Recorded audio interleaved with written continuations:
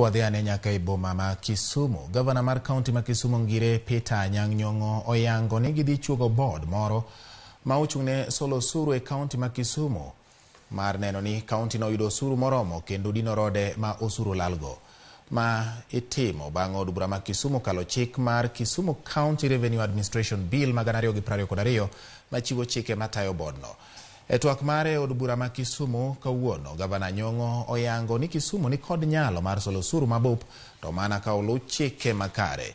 E weche gope ma kaunti nigo mag jo-orak kod jogo matimo ohala gi kaunti, Nyong'o ne opuoyo MCAs kuom puodho bilion 1.6 ma ibiro tigodo e chule gope, ka bende osingo ni jo-orak ma bandia ok bimi orak mar chwalo chenro mag dongruok ne sirikand gavana mar kaunti ma Kisumu. Gavana Nyong'o bende omulo weche kaka mag apaya, thieth, nderni, ohala, somo, ler mar alwora kod mamoko.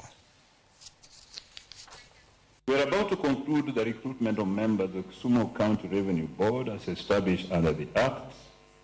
Experience from other counties has shown that semi-autonomous revenue agencies, if well-resourced and given clear targets, have contributed to significant increase in counties' own source revenues.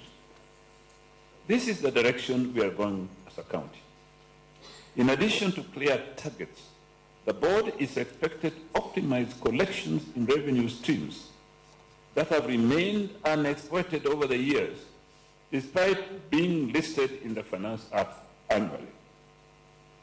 Increased own source revenue will, by extension, deal with the challenge of high wage bill, since the wage bill is computed as a percentage of the total